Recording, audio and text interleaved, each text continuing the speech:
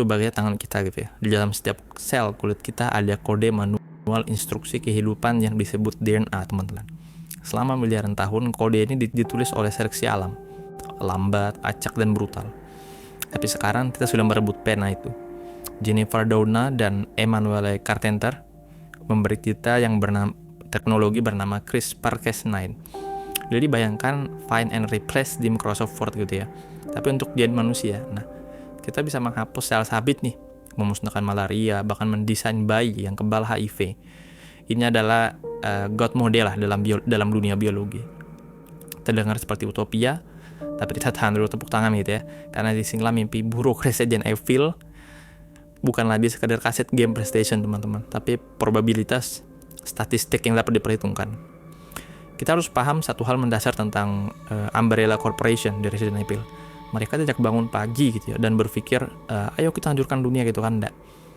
Oswald S. Spencer ingin menciptakan manusia unggul, teman-teman. Dia ingin menyembuhkan penyakit. Tujuannya mulia, metodenya kapitalis, tapi hasilnya katastrofik. Nah, sekarang lihat realitas kita.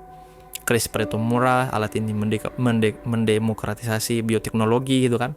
Artinya kita tidak butuh fasilitas seharga triliunan dolar nih untuk mengejutkan. Kita cuma butuh laboratorium kampus atau bahkan garasi biohacker yang cukup nekat. Nah, masalahnya sebetulnya bukan pada niat jahat kita, teman-teman. Masalahnya ada pada off-target mutation. Saat kita menggunting DNA, kan CRISPR-Cas9 ini dia menggunting DNA gitu ya, baru menggantinya. Nah, kadang guntingnya itu kan bisa meleset nih. Kita berniat menyembuhkan kanker, tapi kita secara tidak sengaja memotong gen penekan tumor misal di tempat lain. Nah, hasilnya apa? Sel yang bermutasi tak terkendali. Terdengar familiar dan ya itu adalah premis dasar T-virus di game Resident Evil. Nah, dan inilah jurang terdalamnya gitu ya. Ada namanya itu dia germline editing, teman-teman. Jika kita menyuntikkan obat ke tangan kita di Tuhan, itu cuma berpengaruh ke kita aja, ke sel somatik kita. Tapi jika kita mengedit embrio bayi di tabung gitu ya, perubahan itu akan permanen. Nah, kode yang kita ubah akan ada di setiap sel tubuh anak itu dan akan diwariskan ke anak-anaknya gitu kan, cucunya dan selamanya lah. Jadi kita bayangkan skenario ini, sebuah negara gitu ya, atau korporasi, sebut saja real life Umbrella, ingin menciptakan tentara nih dengan toleransi nyeri tinggi misal lebih kuat, atau pekerja yang butuh sedikit tidur gitu kan, seperti gen DEEC2. Mereka mengedit embrio tapi ada bug di dalam kodenya, di dalam pengguntingan DNA-nya nih. Nah, mereka tidak menciptakan manusia super, mereka justru menciptakan manusia dengan instabilitas mental agresif misal, atau cacat biologis menular yang baru terlihat saat pubertas. Nah, dan karena ini ada di germline, garis keturunan gitu ya, kita tidak bisa menariknya kembali, teman-teman, karena kan udah terterusan nih. Dan kita baru saja merilis patch software yang rusak ke dalam spesies manusia.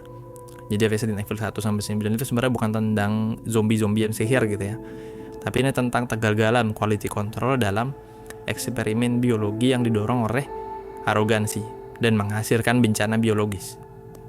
Nah, jadi sekarang ini kita seperti berdiri di persimpangan lah. Persimpangan jalan paling berbahaya sebetulnya dalam sejarah spesies kita.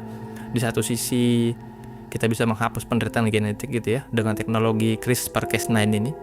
Tapi di sisi lain nih, kita bisa secara tidak sengaja menghancurkan source code, sumber kode kemanusiaan kita, karena kita terlalu sombong. Mereka merasa sudah paham segaranya. Tragedi Raccoon City tidak dimulai dengan ledakan nuklir, teman-teman. Itu dimulai di laboratorium yang sangat steril oleh orang-orang pintar yang berkata, tenang, ini aman nih, bisa nih dikendalikan. Nah, ya pertanyaannya sekarang adalah sebetulnya apakah kita cukup dewasa nih untuk memegang gunting Tuhan ini, CRISPR-Cas9 ini, atau kita akan berakhir menjadi monster dalam cerita kita sendiri.